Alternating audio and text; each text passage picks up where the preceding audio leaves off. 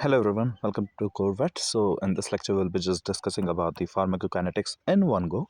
So what pharmacokinetics is, it is a quantitative study of drug movement in and throughout the body and its systemic circulation. And the intensity of its effect, of what? Intensity of the drug effect, it's quite related to the concentration of the drug at the site of action. Means I'm just injecting an medication. Suppose I'm just injecting in medications at my deltoid muscle. Okay, and its intestinal, its function is at the intestinal side, so it will just take time to just travel throughout the systemic circulation and reach the intestine to show some effect, right? So that's why it is mentioned over here that it is related to the concentration, means what amount I am giving, and also the reachment of its, right, where it is reaching at, what site it is reaching at. Okay, so which depends on certain pharmacokinetic properties. What kind of properties are they? They are, what about route of transmission, at what route you are giving, means whether it is IM as subcut, whether it is IV, whether it is oral, whether there are certain types of enemas or something you are giving.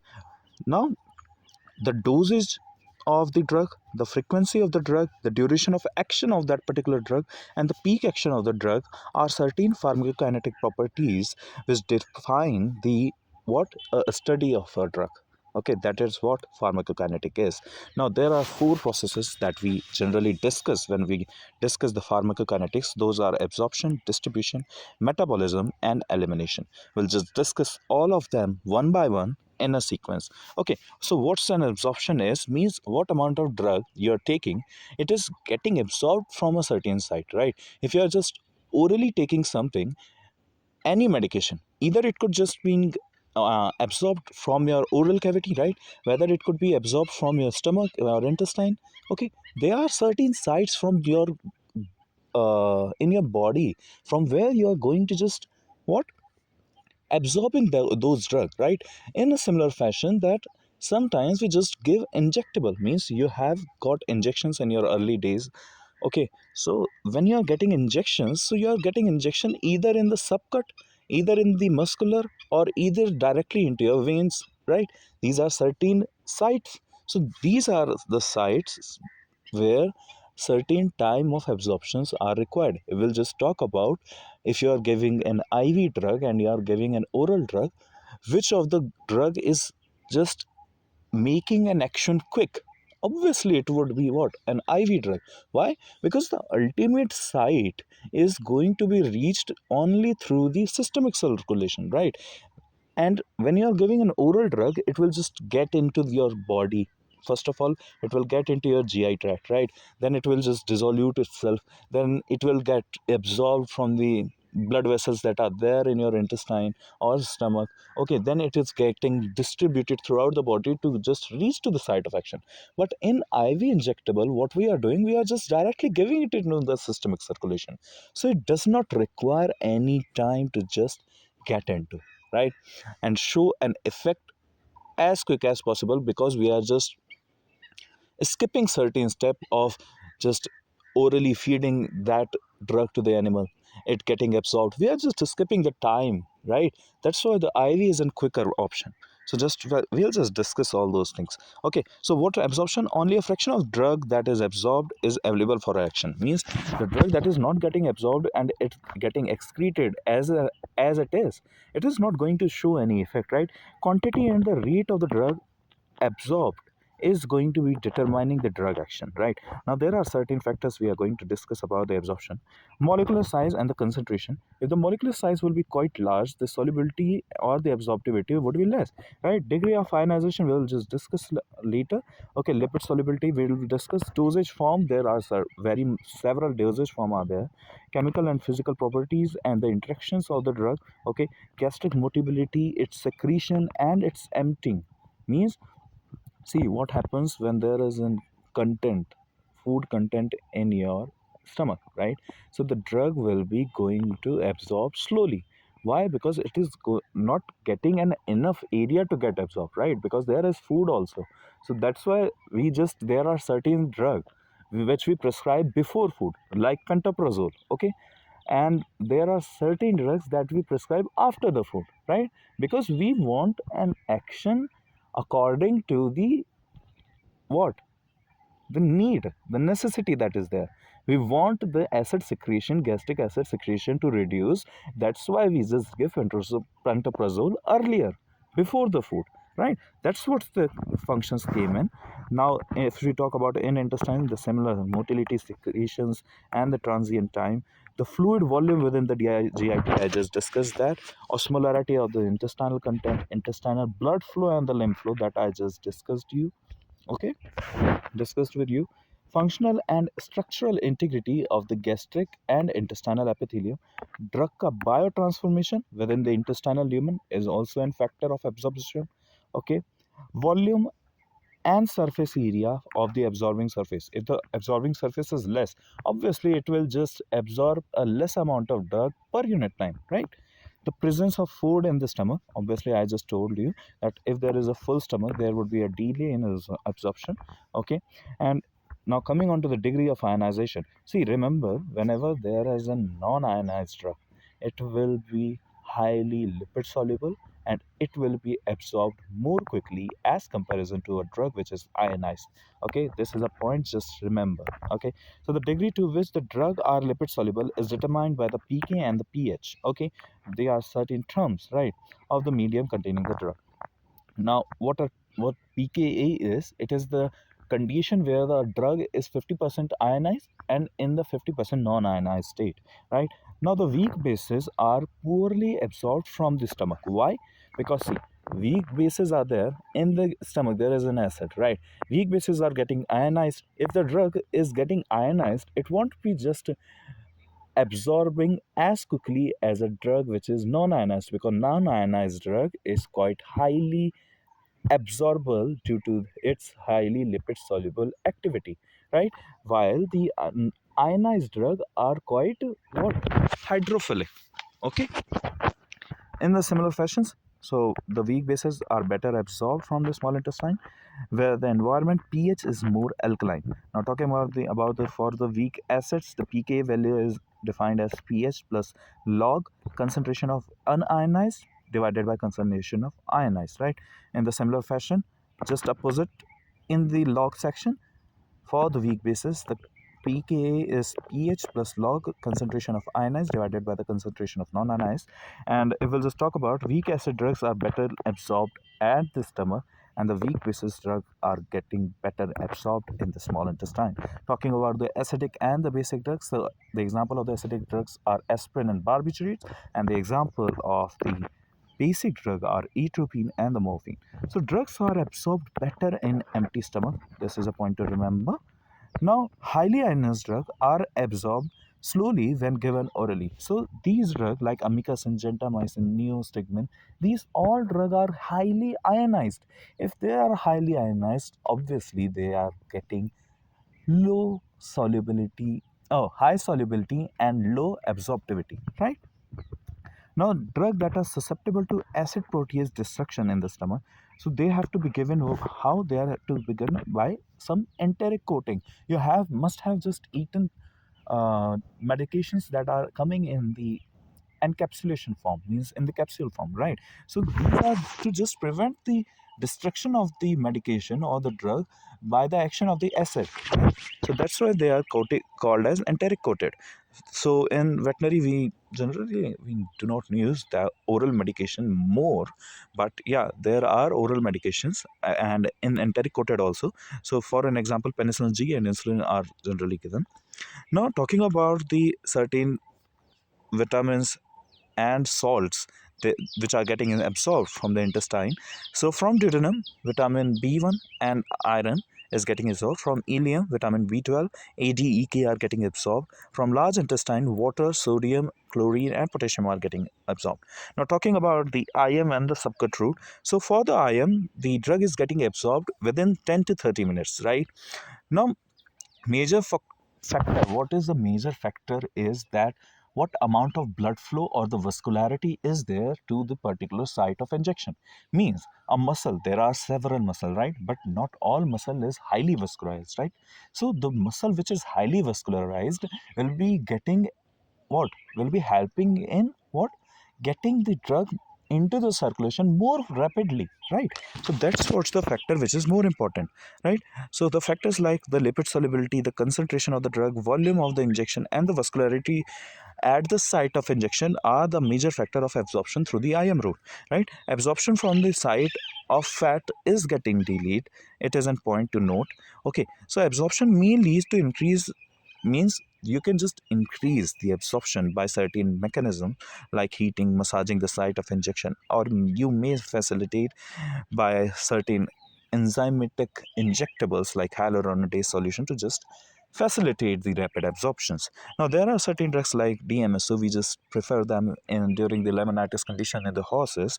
You'll just get study it in the orthopedics in yours. So they just facilitate the drug penetration through the skin. Okay, damaged, inflamed, and hyperemic skin allows the drug to penetrate from the skin rapidly, right? Now, what is bioavailability? It is an important course. It is an important point. What bioavailability is? So it is a measure of the fraction of what? Of a dose of drug that you are giving. Okay, and the amount or the fraction of that drug which you are giving is getting absorbed in the systemic circulation without any change, means in an unchanged form. So for the IV injectables, their bioavailability is 100%.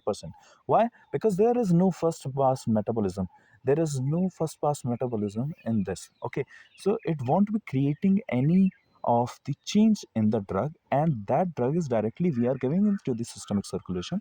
It won't be making any changes, right? So that's why the bioavailability for the IV injection is 100%. So talking about the bioavailability fraction formula, that is area under the curve while giving the oral route and the area under the curve while giving the IV route into the 100, right? What are the factors? So obviously molecular weight, I just told you, low molecular weight is getting rapidly absorbed. Drug formulation solution is getting more rapid absorption as comparison to suspension, capsule, and the tablets. Why? Because see, you are giving a tablet, it is reaching the gut and it will just firstly disperse, right? Its molecule will first disperse. We already give a solution which is already a dispersed form, right? So it will be readily absorbed, right? Now there is one called first pass metabolism. Obviously, if a first pass metabolism is there, so obviously the bioavailability will reduce. Why? Just correlate the concept. What's the first pass metabolism is? The first pass metabolism is you are giving a drug, okay? Consider an oral drug you have given. So if it is getting absorbed, okay, and before reaching the systemic circulation, it is getting metabolized and getting into a change, means you are giving a drug and before reaching the systemic circulation it is getting metabolized or changing its form into the small intestine or liver before reaching this systemic circulation. So obviously the bioavailability will be getting reduced now, because in bioavailability we are discussing the fraction of the drug reaching the systemic circulation in unchanged form. So that's the catchy point over here. And if there is an increase in the intestinal motility, means diarrhea. Obviously if the time amount of the time will be, a drug is getting a low amount of time, it will be just getting a less absorptivity. Now the drug interaction, because several drug interact in a different way, okay, because there are certain drugs that will negatively impact the absorptivity of a certain drug, right? Impact of the food we had discussed, the blood flow at the site we had discussed, surface area absorption we had discussed. Okay, now there is a term known as bioequivalence. What is this? When two related drugs are said to be bioequivalent if they show comparable bioavailability and similar times to achieve peak blood concentration. Okay, that is what bioequivalence. Now there is a called bioinequivalence, when the two drugs with a significant difference in the bioavailability are said to be what? Bioinequivalence. It's a simple. Now there is a term called therapeutic equivalence, when two similar drugs therapeutically equivalent when they are when they have comparable efficacy and the safety. Now we said there are four processes: absorption, distribution, metabolism, excretion. So in the absorption process the main principle is bioavailability. It is an important point, right? It is the best that the principle of the pharmacokinetic in most important principle is bioavailability. Now coming on to the distribution value part. Now Distribution. So the process by which the drug is reversibly leaving the bloodstream and reaching the extracellular fluid and tissues. Means हमने दवाई दे दी है. Now that drug will be just exiting the systemic circulation to reach an particular site of action. क्योंकि obviously blood circulation में दवाई रहेगी उससे हमें कोई फायदा थोड़ी है. Until and unless the medication won't be reaching the action site of action, it won't be making any effect, right? Now the distribution of all the drugs aren't same because the penetrability of every drug through the capillary, through the veins is not similar. That change and that vary according to the situation and according to the drug you are using, right? Now the penetration of the capillary, as I said, crossing the cell membrane, as I said. Okay, now the factor affecting the distribution are like physicochemical property of the drug binding to the plasma and the tissue, right? Blood flow to that organ. A special compartment means we will just studying the compartment system also. Now the barriers, the disease state, whether the animal, if the animal is already diseased and you expect that the drug is going to just rapidly metabolize into its active form, and just that active form just show an 100% efficacy and potency, that can't be possible, right? Now molecular weight less than 500 to 600 daltons can cross easily the capillary to the ECF. Means there is a weight, molecular weight, which is 500 to 600 dalton, which can just easily cross the capillary. Okay. Now, in plasma, it is an important point, and many times these questions are getting asked in the ICR examination also, that which particular drug is getting bound to which particular protein, right? Now, the albumin is in part or a reservoir which give an attachment or in site of binding to what? The acidic and the neutral drugs. And alpha 1 acid glycoprotein give a site of binding to the basic drug. Remember this point, please. Okay, there is a constant ratio between the bound form and the free form of the drug. Now, the extent of the binding of the drug generally remains fixed within the wide range of the concentration. Drug binding to the hemoglobin are like phenobarbital, phenytoin, phenothiazine. Drug binding to the RBCs like imipramine, chlorpromazine. These are the drugs. Now, there is a thing that there are certain drugs that are having a high affinity for a protein that is present in the what? Your blood circulation, right? Now, if a drug which is having a low affinity towards the same protein to which a drug is having a high affinity, so that high affinity drug will be going to just displace that low affinity drugs. That is what over here is written. Likewise, warfarin have low affinity, okay, while the plasma protein high affinity for the plasma protein drugs are like aspirin sulfonamides and the chloramphenicol is having a high affinity. So that those drugs are getting, those drugs will just displace that particular drug, right? So this is what over here. Now coming on to the warfarin, warfarin is generally used in the thrombosis, okay, and show the thrombolytic action as similar to the aspirin 1% solution. Now salbutamol, we all know it is in beta 2 agonist, okay, it will just help in the your bronchodilation, okay. Paracetamol and chloroform will cause hepatotoxicity. These are certain points in the what distribution, okay. Now the colibris are susceptible for the your ivermectin. Now blood-brain barrier, obviously we all know that it is a tight junction made by the perivascular foots of the astrocytes in the brain along the capillary endothelial of the blood brain, okay. And then there is a concept of redistribution also. What redistribution is, when a highly lipid soluble drug given IV or by inhalation, it gets distributed to the organ with high blood flow. Means from the high blood flow organ like brain, heart and kidney, these drugs later get distributed to the less vascular tissues like muscle and fat. So this and will lead to the fall in the drug concentration in the plasma. So this is known as the redistribution. Means a drug is getting distributed from the highly vascular organs to the low vascular organs, and it will lead to the drop in the what? drug plasma concentration. So this is what redistribution. The classical example is of thiopental sodium. Now there is one more thing, that there is two zones, areas in the brain which is deficit of the blood-brain barrier, which is chemoreceptor trigger zone and the posterior lobe of hypothalamus.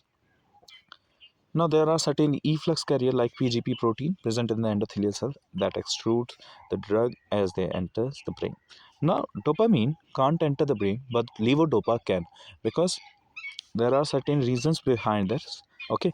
Now, dopamine can't enter the brain, but levodopa can. That's why the levodopa is often used as in the Parkinson's disease. Okay, and it is also a DOC, drug of choice for that. Okay, now meningitis enhance the permeability. Now there are certain safe drugs like penicillin, azithromycin, erythromycin, which don't affect the fetus and can be used during the pregnancy, right? Now, some drugs are actively reuptaken, like if you are giving a drug with iodine, it will be getting actively uptaken by the thyroid cells. If you are giving a gonethidine, which is an antagonistic, showing an antagonistic effect on the adrenergic receptors like alpha and beta.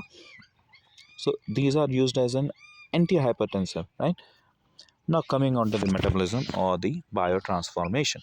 Now metabolism includes the chemical alteration of the drug to a non-polar lipid soluble compound to enhance their excretion. Okay, non-polar lipid soluble means if the drug is more soluble, okay, you have to just excrete out that drug somehow, whether through bile, whether through feces, whether through urine, after getting metabolized, such that there won't be an accumulation, bioaccumulation नहीं होना चाहिए शरीर में. ठीक है, to just do that there is metabolism of the drug, right, to prevent any sort of bioaccumulation in the body. Now, as we had discussed that the amikacin, gentamicin, neostigmine, and mannitol, those were some highly ionizable drug. So they are getting they are, if they are highly ionizable means hydrophilic, right? They are water soluble and excreted unchanged form. Remember, the your amikacin, gentamicin, neostigmine, and mannitol are drugs which are getting excreted in unchanged form, right? Now the primary site of metabolism, we all know it's liver, then the kidney, and lungs, plasma, intestine. Okay, metabolism isn't a general term for the chemical transformation of the xenobiotics, endogenous nutrients within the outside of the body. Now, there are certain things: pharmacological inactivation, pharmacological activation, changing from the parent compound to the active metabolite, from inactive form to the active form, like hetacillin just convert to the ampicillin, phenacetin will convert to the paracetamol. These are certain things, right? We'll just see that. Okay, now loss in the pharmacological effect is also seen, right, in during the transformation. So formation of an active compound like parent compound like enrofloxacin will convert to ciprofloxacin, phenylbutazone to oxyphenbutazone, aspirin to your salicylic acid, antitriptyline to nortriptyline, diazepam to nordiazepam, digitoxin to digoxin.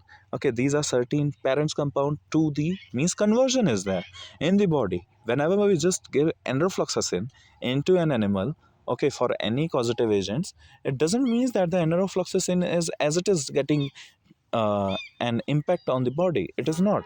It is firstly getting converted to the active metabolite, which is ciprofloxacin, right? Now there are certain inactive compound which is we had to be get active, like NRF get can take, means active means inactive drug is getting converted to an active drug, means a pro drug. Okay, a pro drug like Fibentel is a pro drug for what?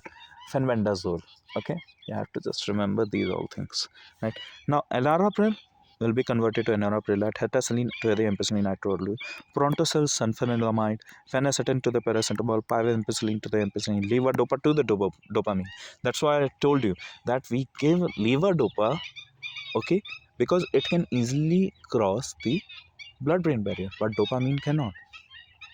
Now there is an bioactivation also, means a drug is getting more toxic, like parathion to the paroxone, fluoroacetic acid to the fluorocitrate. Now there could be a change in the pharmacological activity also, like iproniazid is an antidepressant while isoniazid is an antitubercular. Means you are seeing the difference, like it's iproniazid which is in form, okay, of isoniazid only, it is an antidepressant, but the isoniazid is an antitubercular. Now talking about the atracurium, there are several, right? Like succinylcholine, procaine. What these all get metabolized in the plasma only with the help by the use of the pseudocholine esterase enzyme, right? Now, for a similar example, the atracurium, a muscle relaxant, it get inactivated by the pseudocholine esterase, okay, and this degradation is known as the Hoffman degradation or Hoffman elimination. Remember, please. There are several drugs also like succinylcholine, procaine. These are also an example of your Hoffman elimination. Okay, like aspirin, it gets into the salicylic acid by the help of the phase 1 biotransformation. From the salicylic acid, it gets glucuronide and getting conjugated in the phase 2. Means the salicylic acid undergoes the glucuronidation. Okay, now remember certain few points also. Now cytochrome P450 is a form of superfamily of thiolate proteins, right? It is the same superfamily of the hemothiolate family. And when we say cytochrome 3450, 3E47, so this is what CYP is cytochrome. One is family, A is subfamily, and 2 is individual isensome. Now, it is an important point that CYP means cytochrome P 3A4/5 carry out the majority of the biotransformation in the largest number. It is an MCQ. Okay, CY3A4/5. Now their inhibitors is like erythromycin, clarithromycin, ketoconazole, itraconazole, verapamil, and dalchiazine. So these are the inhibitors of this particular cytochrome 3A4. Right. While the promoters are like terfenadine. We had discussed about the terfenadine, fexofenadine, and the antihistaminics also. Carbamazepine, your rifampicin, phenytoin, phenobarbital. Okay, we had discussed cimetidine. Now the maximum oxidation reaction are there in the phase 1 reaction. Okay, oxidation reaction are there in the means maximum reactions of the phase 1 are of oxidation. Now chloramphenicol, gray baby syndrome, we will just discuss in the chemotherapy also. Now talking about the phase 1. Now, oxidation, reduction, hydrolysis, cyclonization, and decyclization. These are certain steps of your phase 1 biotransformation. Okay, oxidation, reduction. These are the steps like oxidation, then reduction, then your hydrolysis, cyclonization, and decyclization. Now, phase 2 involves the conjugation of the drug और it's phase 1 metabolites means the phase 1 के जो metabolites होंगे उनका किसी soluble part से conjugation कराया जाएगा ताकि ईजिली एक्सक्रीटेबल फॉर्म में आ सकें. So it involves the conjugation of the drug with the metabolites of the phase 1 metabolites of the phase 1 reactions with an endogenous substance to form a polar highly ionized organic, because ionized are what? Hydrophilic, right? Ionized drugs are hydrophilic. So which is getting easily excreted in urine or bile. Now, after biotransformation, two kind of metabolites are formed. They can be exocon or endocon depending on their compound substrate. Okay, so exocon are derived from the exogenous compound or the xenobiotics, while the endocon is getting formed or derived from the endogenous substances, mainly from the your carbohydrates and the amino acids. Okay, means the substrate, if it is an endogenous, it is endocon. If the substrate is exogenous, it is exocon. Now, high molecular weight conjugate excreted through bile, low molecular weight conjugate are getting excreted through urine. Okay, now coming on to the phase 2 reactions, which is first one is glucuronidation. So it is the only, first of all, generally the microsomal enzymes are not used in the phase 2 reactions. It is used in the phase 1 reactions, but glucuronidation is the only reaction which involves the microsomal enzymes. Okay, and I will talk about the biochemical donor. It is a glucuronic acid, or you can say just uridine diphosphate alpha D glucuronic acid. Okay, UDGPA, and the reaction is uh, done by the uridine diphosphate glucuronyl transferase.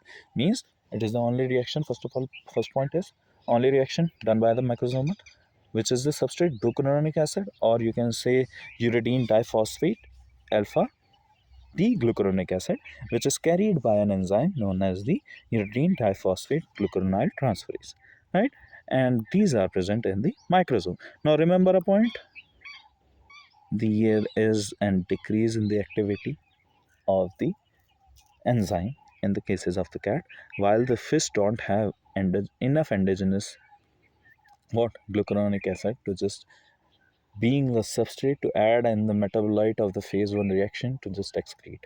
Okay, so the cat don't have decreased amount of enzyme, and the fish have deficit of endogenous substrate for the glucuronidation. That's why the cats are not prescribed paracetamol drugs. It means any drug that is undergoing the glucuronidation, these are highly non-recommended in the cases of the cats. That's why paracetamol is not given, aspirin is not given. Aspirin is also undergoing your glucuronidation, right?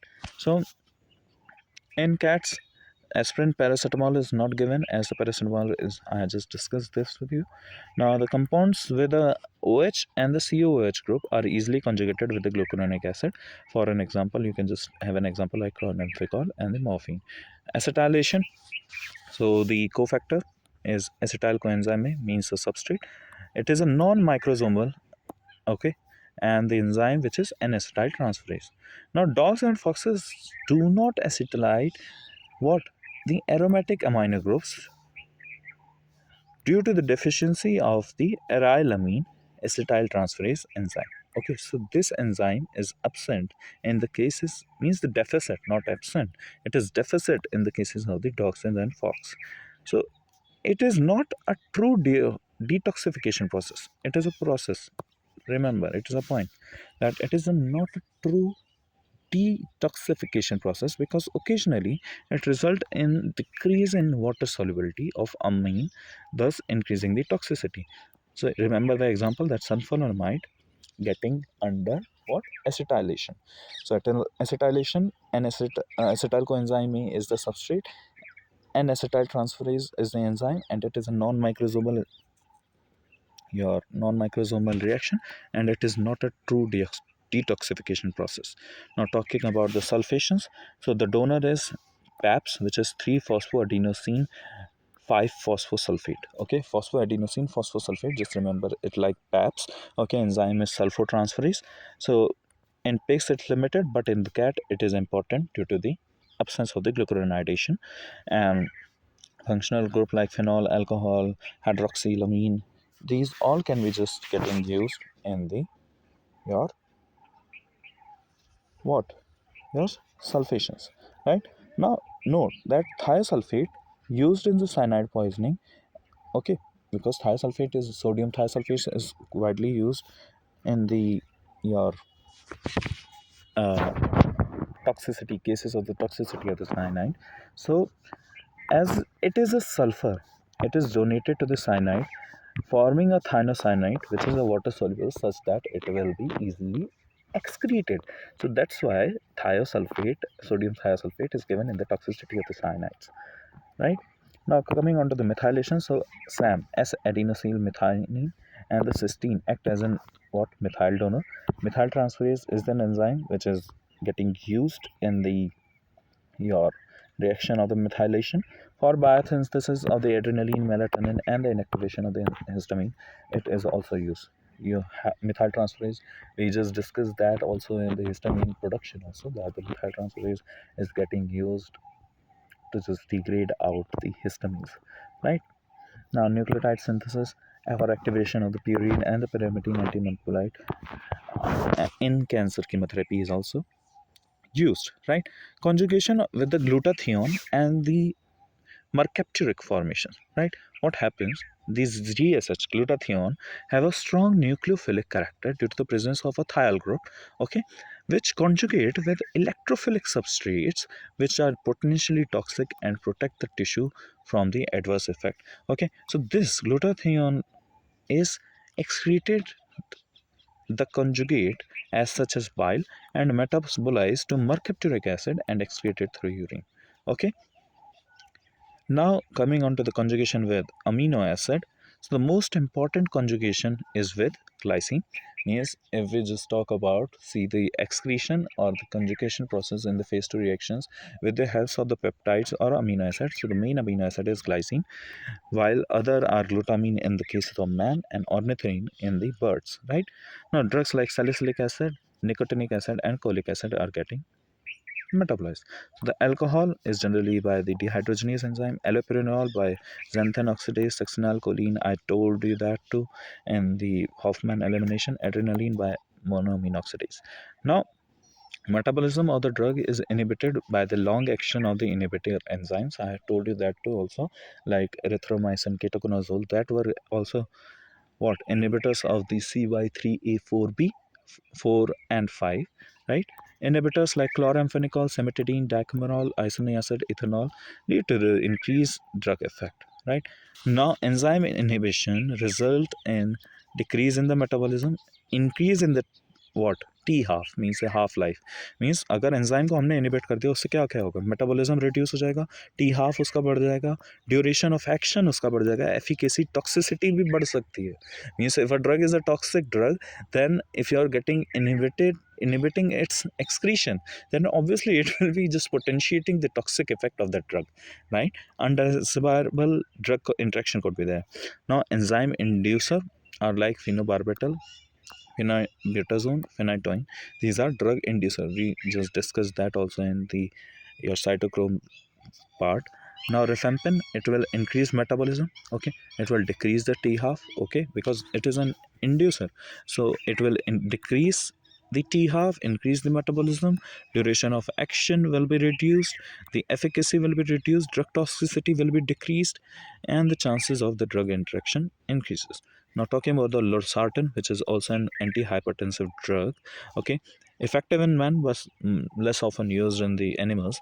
So why? Because since its active metabolite is not found in the dogs. Now, there is also a question why rabbits are immune towards the atropine, because the rabbits are having an atropinase enzyme which just degrade the atropine. Now there is a first pass effect that we just discussed, that the metabolism of drug during its passage from the site of absorption and the systemic circulation. All oral medication drug administered are exposed to the drug metabolism in the intestinal wall and the liver to a different extent. High first pass metabolism for the drugs like pethidine, morphine, lidocaine, salbutamol, propranolol, verapamil, nitroglycerin. These are all with the high first pass metabolism: pethidine, morphine, lidocaine, salbutamol, verapamil, and nitroglycerin.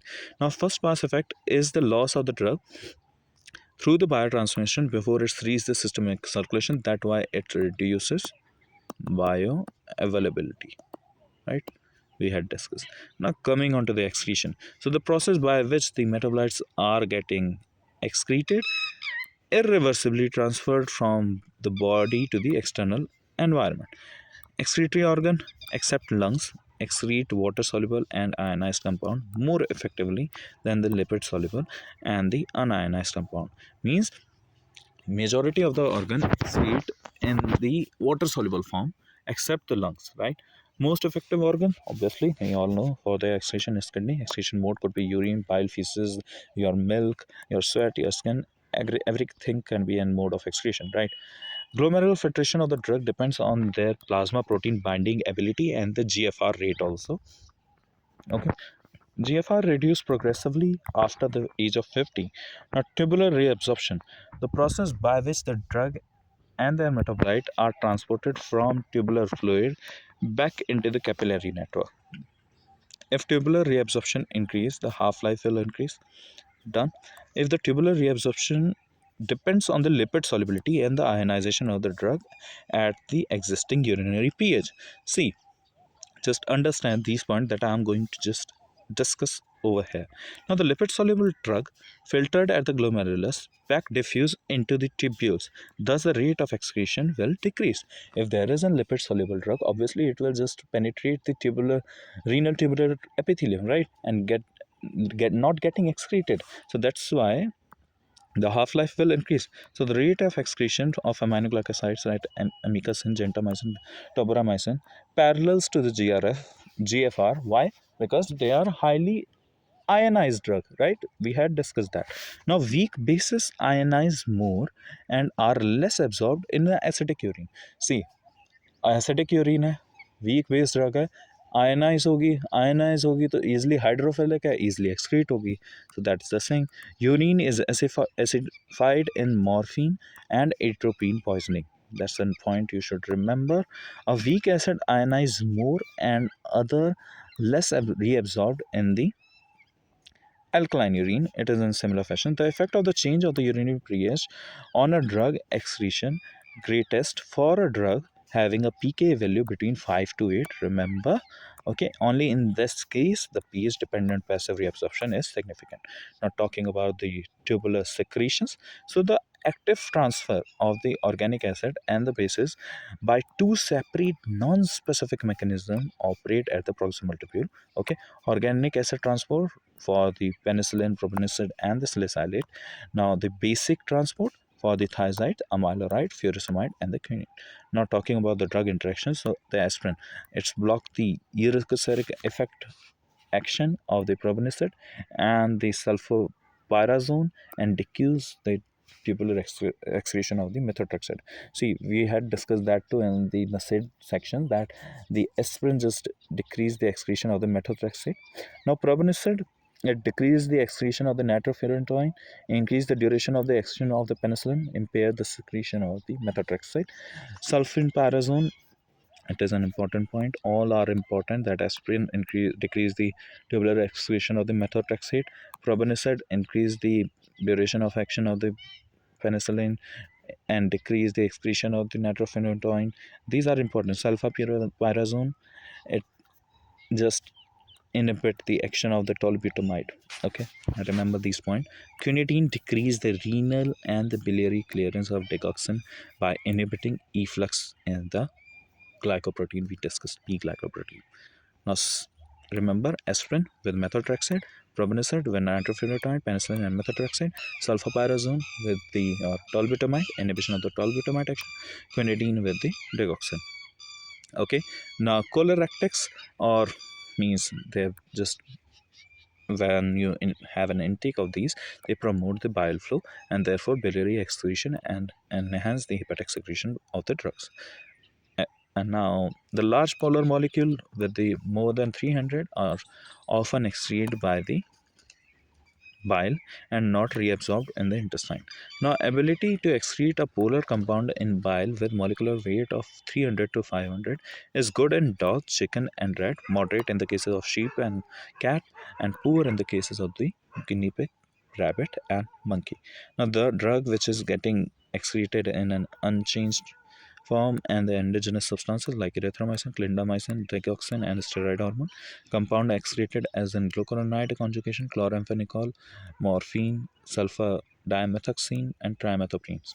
Okay, just remember this. Salival excretion of like oleamidamycin, spiramycin, phenytoin, and zolcitabine. Okay, salival excretion is also seen like of oleandamycin, spiramycin, zolcitabine, and your phenytoin. Now, morphine have 10% of the stomach excretion also. Remember. Now we are at the kinetical principles. So what principles are there? Let's see. Principle relates specifically to the variation in the drug concentration as a result of pharmacokinetic processes. Means what changement in the drug plasma concentration is there as the time passes and the pharmacokinetic process changes. Right? Now pharmacokinetics may be defined as the mathematical description of the concentration changes of a drug as a function of time. Okay, so at what time, at what duration does that changes, it is a matter of fact and a mathematical description. Okay, now concept of the pharmacokinetic principle is important in therapeutic because it shows relationship between the pharmacological toxicological effect of the drug and the concentration of the drug in the body. Now why it is useful in determination?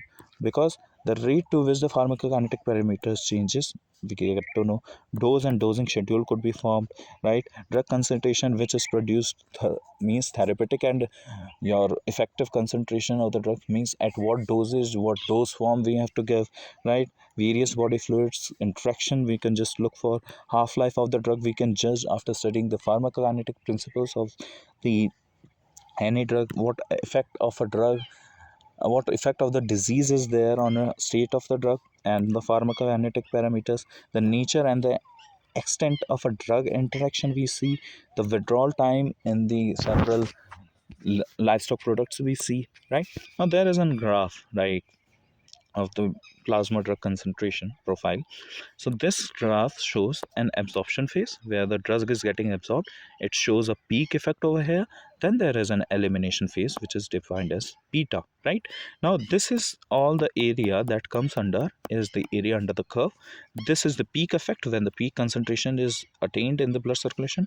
This is the region after which the toxicity is seen, means the minimal safe concentration or maximum toxic concentration, and this is the minimum effective concentration above which the effectiveness of a drug or an active response of a drug is seen, and the distance between the two, your minimum inhibitory concentration, minimum effective concentration and minimum safe concentration, is the therapeutic range. Just we just see the definitions also, like what is the minimum effective concentration? The minimum concentration of the drug in the plasma required to produce the desirable pharmacological responses. In antimicrobial drug, it is also known as minimum inhibitory concentration.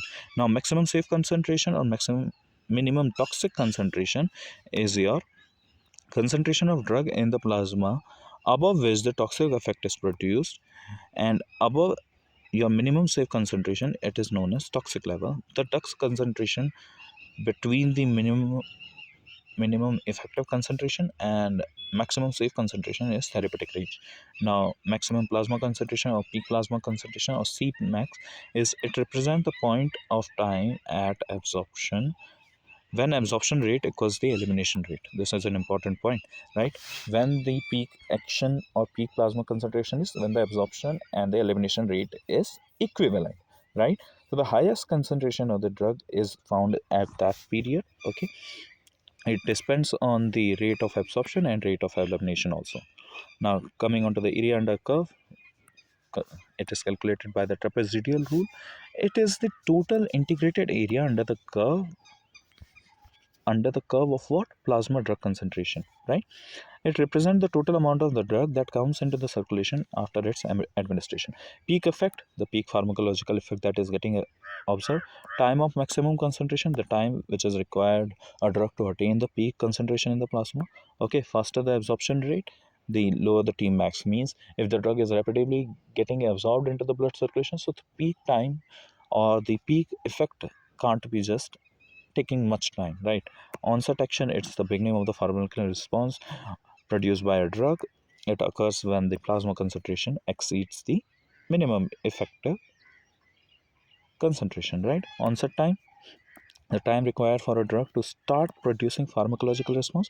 It usually corresponds to the time for the plasma concentration to reach the minimum effective concentration after the administration of drug. Now duration of action, it is the time period for which the pharmacological responses is produced by the drug, right? It is what the duration of action means, to what extent the time period the drug is producing a pharmacological response. Now three fundamental pharmacokinetic principles are bioavailability, we had seen, volume of distribution, and clearance, we'll just discuss. Now there are numerical based on the clearance, volume of distribution, so it is important to just notice and remember about the elimination, clearance, volume of distribution, because numerical two come. Okay, so clearance, what clearance is? Clearance of a drug is a theoretical volume of plasma from which the drug is completely removed in a unit time. Means it is a theoretical concept in which we are assuming from what amount of volume is free from the drug, okay, or completely removed in a unit time. So there is a formula like 0.693 divided by the volume of divided by t half into volume of distribution is equals to the elimination rate constant into the volume of distribution is equals to the clearance, which is also equals to the rate of elimination divided by the plasma concentration. So in all, just remember a simple formula that rate of elimination is equals to 0.693 divided by t half is equals to clearance divided by the volume of distribution. So it is important, just remember. So order of the pharmacokinetic process, it is also important, the first order, second order and all. Okay, now the manner in which the concentration of a drug influence the rate of a process is called the order of a process. Means what is happening, there is a concentration of drug which get change or which influences the process, the rate of the process, right? Likewise, in the first order kinetics, the rate of elimination is directly proportional to the drug concentration. Means the elimination rate is proportional to the concentration of the drug, and it just degrade in the percentage, right? So clearance remain constant, it is an important point in the first order. Okay, real kinetics, remember in the first order kinetics, constant is what? Clearance, right? Second thing, the rate of elimination is directly proportional to the drug concentration, and it follows the linear kinetics. Means the log of the plasma concentration time curves decrease in a linear, like see, graph भी आपको दे सकते हैं paper में कि जो first order का graph है वो ऐसे जाता है. Okay, means and your, what we can say is, this one is the straight lines, it is of the zero order. Now remember certain formula also, that for the first order kinetics, if someone is, means a question is like that, this is the first order, a drug is following the first order kinetics and found out of the t half if the what your value of the constant is given, right? So the formula is t half is equals to 0.693 divided by the k. If the t half for the zero order, means the initial is, it will be given as the initial concentration divided by the twice of the rate constant, right? Second order is generally less harsh, but just remember it is t half is equals to 1 by divided by the constant into the initial concentration. Now just see one more time, but in zero order kinetics there is a constant amount, means 10, for an example 10 milligram of drug will be excreted per unit time. means अगर 10 minute में 10 milligram जा रही है तो अगले 10 minute में भी 10 milligram जाएगा. लेकिन सी, जीरो ऑर्डर में ऐसे जाएगी. सी, ड्रग अगर 10 मिलीग्राम ड्रग एक्सक्रीट हो रही है 10 मिनट में या फिर 1 घंटे में, सो अगले 1 घंटे में कितनी ड्रग एलिमिनेट होगी? 10 ग्राम ही. ठीक है, but in the what your first order kinetics, percentage or fraction of drug is getting excreted. means मान लो 100 mg थी, उसका 10% रेट से एक्सक्रीशन होगा. 10% रेट से मतलब कि 100 का 10% पर आवर कट रहा है, मीन्स एलिमिनेट हो रहा है. सो 100 mg का अगर 10% एलिमिनेट हो रहा है तो हर घंटे, तो अगले घंटे कितना बचा? 90. अब 90 का 10% कटेगा, मीन्स 9. अब 81 हो गया, अब 81 का 10% घटेगा. ओके, ऐसे मतलब एक ड्रग का 10% घट रहा है एक कांस्टेंट पीरियड पे. ठीक है, जैसे उसमें 10 mg हर घंटे घटेगा. ठीक है, अगर 100 mg है तो हर घंटे 10-10 mg घटेगा. इसमें फ्रैक्शन में घटता है कि 10% घटेगा इतने घंटे में. ठीक है, जैसे 100 mg का 10% 10 mg, तो 1 घंटे बाद कितना हो गया? 90. अब अगले घंटे में कितना हो जाएगा? 81, क्योंकि 90 का 10% घटेगा. ठीक है, just remember. So there is more drug than enzyme, and the enzyme metabolize at a constant amount per hour. amount per hour है यहाँ पे. ठीक है, यहाँ पे क्या है? fraction per hour है in first order kinetics. ठीक है, और maximum of the drugs follows the first order, but aspirin, phenytoin, alcohol, warfarin, heparin and theophylline follows zero order kinetics. Remember the examples are important of zero order, that aspirin, phenytoin, alcohol, warfarin and your heparin, theophylline all use the zero order kinetics, right? The first order kinetic process is non-saturable. Important point, it is non-saturable over a period of time and proportionally increase the elimination as the plasma concentration increases. Following as an exponential elimination phase, the system never achieved a saturation, mean it is a non-saturable. Just remember one few points that clearance is constant, rate of elimination is directly proportional to your drug concentration, follows the linear kinetics, and the thing is that non-saturable it is, and most of the drug follows the first order kinetics. Okay, and there is a fraction of reduction, not the amount of reduction. Now talking about the zero order kinetics, it is defined as the pharmacokinetic process whose rate is independent of the drug concentration. Rate drug concentration पर depend नहीं कर रहा है, ठीक है, वहाँ पे drug concentration पर रेट डिपेंड कर रहा है। जैसे पहले कितना 10% घटा 100 का, ठीक है, कितना 10 mg गया, ठीक, अगली बार 10% घट रहा है लेकिन किसका 90 का, तो कितना 9 गया, ठीक है। So a fraction is getting, but over here the rate is independent of the drug concentration, right. 10 mg है तो 10 mg हर घंटे घटेगा। So here is amount, there is fraction.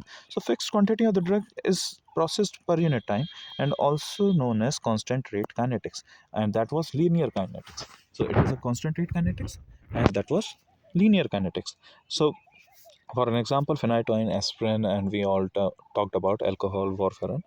So it is saturable, means it is microsomal, that's why, means enzymatic involvement is there, but there was no enzymatic involvement in the your elimination. Okay, so just look at that, your it is saturable, half-life is not constant but proportional to the drug. Okay, it is not constant and proportional to the concentration of drug, remember. Okay, and capacity limited elimination, or your Michaelis Menten elimination, remember other name also, that the zero order kinetics is also known as capacity limited elimination or Michaelis Menten elimination. Okay, half life is not constant but proportional to the drug concentration. Okay, it is non-saturable, it is saturable while the first order was non-saturable. So now then there is a mixed order kinetics, which is defined as the pharmacokinetic process whose rate is a mixture of both zero and the first order. It follows the first order kinetics at lower concentration while the zero order in the higher concentration. Remember, low order है, low concentration है तो first order follow करेगा, high concentration है तो zeroth order, like vitamin C, naproxen और riboflavin. Okay, so these were the things. Now just discuss about the compartment models also. So there are compartment models. Traditional, the most commonly used approach to the pharmacokinetic characterization of the drug. Okay, the compartment models, because there are three type of models are there: the compartment model, non-compartment model, and physiological model. Okay, so it is assumed that the rate of the drug transfers between the compartments and the rate of the drug elimination from compartments follows the first order kinetics. Remember, one compartment model which rapidly distribute throughout the body, means like IV bolus, means the whole body is considered as an individual compartment. Two compartment model, sempat compartment consists of blood, highly perfused organ, and peripheral compartment is there. Now what are the what volume of distribution? Okay, C absorption में मैंने बता दिया आपको, bioavailability, बायोइक्विवेलेंस और AUC आते हैं, distribution में volume of distribution आता है, एलिमिनेशन में half life, clearance and design and dosage regimen, ये सब आता है, ठीक है। Now talking about the volume of distribution, देखो वॉल्यूम ऑफ डिस्ट्रीब्यूशन क्या है, it is the volume of body fluid into which the total administered drug would have to be distributed to produce desired concentration in the plasma. Okay, it is an apparent volume of body fluid which is involved and totally administered drug would have to be distributed to produce desired concentration. Now remember formula, which is amount of drug into the body divided by plasma concentration, or dose divided by concentration. Okay, this tells about the extent of drug distributed within the body. So C is the concentration, D is the dose, total dosage. In question they may ask, give an initial concentration and the dosage, so you can just carry on and find out the volume of distribution. So there are two methods, the area method and the explanation method. So it is simple, like dose upon the initial concentration, as I told you. If there is an IV bolus, IV in the question is, it is mentioned what's the area under the curve, and your rate of elimination and the dose, then you can find it out. And also if they're in an extravascular route, means IM and all, then you can use dose into the fraction divided by the area under the curve and the rate of elimination. But the main formula was the what? Rate of elimination 0.693 divided by t half is equals to clearance divided by VD. आप VD को यहाँ पे dose divided by concentration और dose divided by initial concentration हमेशा याद रखना, ठीक है. हाफ लाइफ हमने डिस्कस किया था. It is defined as the time taken for the concentration of the drug to decline by the 50% of its, right? We have seen the formula also. This formula we had discussed earlier also. Dosage and regime defined as the manner in which the drug is administered. Okay, that is what dosage regime is. Irrespective of the route of administration, dosage regime is composed of two variables, the magnitude of the dose and the frequency. Means हम कितनी drug दे रहे हैं, amount of drug, और कितनी बार दे रहे हैं, दिन में कितनी बार दे रहे हैं, that depends. Dose is the quantitative term of estimating the amount of drug which must be administered to produce a pharmacological response. While dosing interval, it is the time interval between which the drug is given, right? Now steady state concentration, there is a term known as steady state concentration. What steady state concentration is? It is defined as a time during which concentration remains stable or consistent when the drug is given rapidly or consistently. Means एक steady state हमने form कर दी है by giving an drug at a constant rate. Means हमने constant concentration of a drug into the plasma हमने maintain की है by giving what? And consistently giving a drug. Okay, time during which the concentration of remain stable, consistent. Okay, this is what the steady state concentration, and achieved when the rate of the drug entering the circulation is equal to the rate of elimination. Now there is a term known as therapeutic window, which is the ratio of the minimum effective concentration and your maximum safe concentration, and therapeutic index is LD50 divided by ET50. Now plateau principle is also there, which says when a constant dose of a drug is repeated, okay, means a constant dose is given repeated, okay, means a constant dose of a drug is repeated before the expiry of its fourth to fifth t half, it would achieve a higher peak concentration because some amount of the remnant of the previous drug would be present. Means आप किसी भी drug को repeat कर रहे हो before it's fourth और fifth T half action. Means T half तो होती है, लेकिन ड्रग की कंसंट्रेशन जैसे जैसे घटेगी, जैसे मैंने बात की थी 100 mg से 90 का भी टी हाफ होगा ना, तो वैसे ही जैसे फोर्थ और फिफ्थ टी हाफ पे आ जाएगा, तब प्लेटी प्रिंसिपल को हम फॉलो मानते हैं, जिसको हम कहते हैं. So when the constant dose of the drug is repeated before the expiry of the fourth और the fifth T half, this is where the plateau principle comes in, कि हम किसी ड्रग का डोज रिपीट कर रहे हैं before the expiry of the last previous doses at the fourth और the fifth T half, it would achieve an high peak concentration because there would be an previous drug also, क्योंकि पिछली drug है, आपने और drug दे दी. So this is what the plateau principle reason. Dose rate we found by the target concentration, your clearance divided by the bioavailability. Okay. Now there is a compartment analysis, the best fitting curve. Okay, compartment analysis parameter is derived by the best fitting curve. Loading dose, the single dose or a free kick dose repeated given in the beginning to attain a maximum target concentration. Maintenance dose is the dose that is given or repeated at a specified intervals after attainment of the target concentration so as to maintain the same balancing elimination.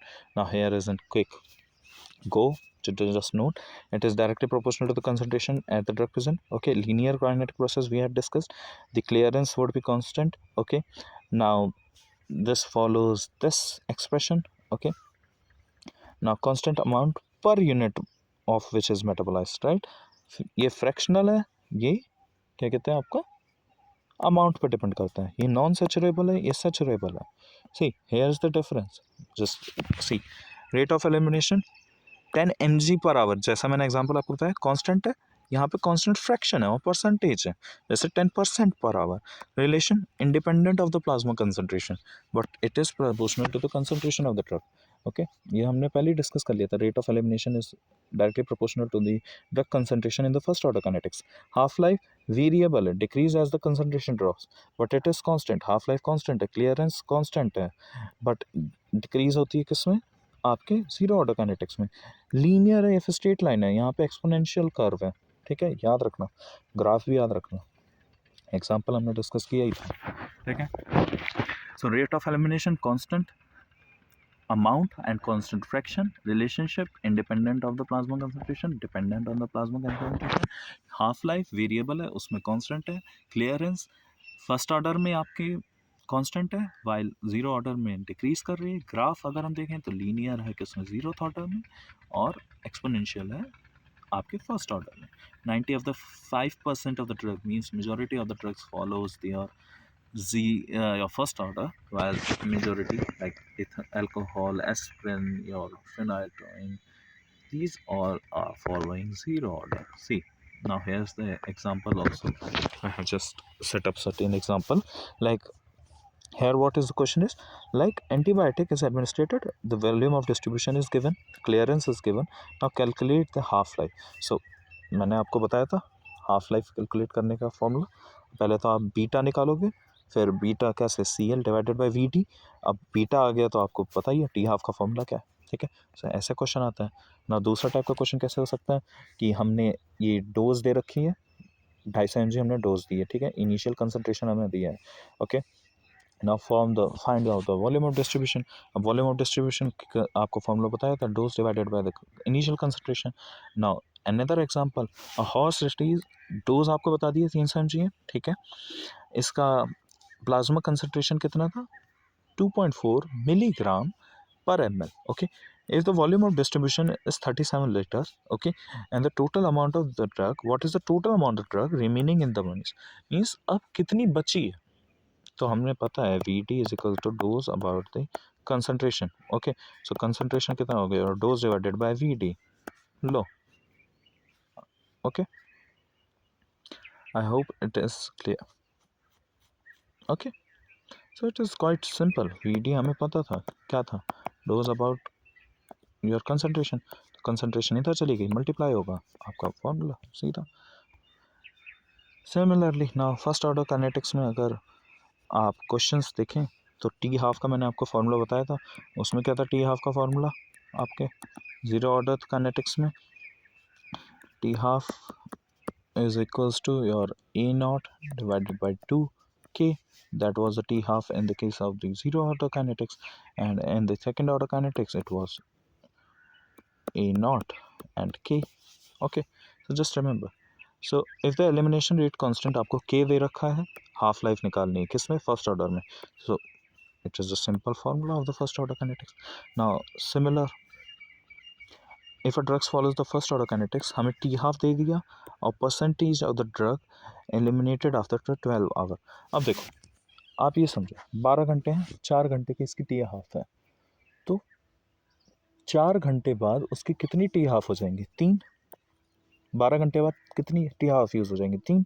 सो 100 से 50 गया, 50 से 25, 25 से 12.5, ये answer आ गया, ठीक है। तो 3 half लगेंगी ना। जैसे देखो फर्स्ट ऑर्डर काइनेटिक्स में फ्रैक्शन का डिस्ट्रीब्यूशन है, ठीक है, हाफ लाइफ मतलब 50%, ठीक है। तो अगर 3 हाफ लाइफ कंप्लीट हो गई है उसकी 12 घंटे में, क्योंकि 4 घंटे में एक हाफ लाइफ है, 3 हाफ लाइफ में आप 3 बार 50% ड्रॉपेज करोगे, जैसे 100 से 50 गया, 50 का आधा 25, 25 का आधा 12.5। सो ऐसे ही जीरो ऑर्डर काइनेटिक्स का अगर हम एक क्वेश्चन देखें तो उसमें क्या है कि कांस्टेंट रेट है 10 mg per hour, if the initial concentration was 100 mg, 5 घंटे बाद कितने बचेगा, अगर 10 mg पर आवर घट रहा है तो 5 घंटे में कितना, 50 mg घट जाएगा, और फाइनल कंसंट्रेशन 50 mg होगी। So this was all about the pharmacokinetics in one go. I hope you'll just understand the whole concept in the well. So this was all about. Thank you.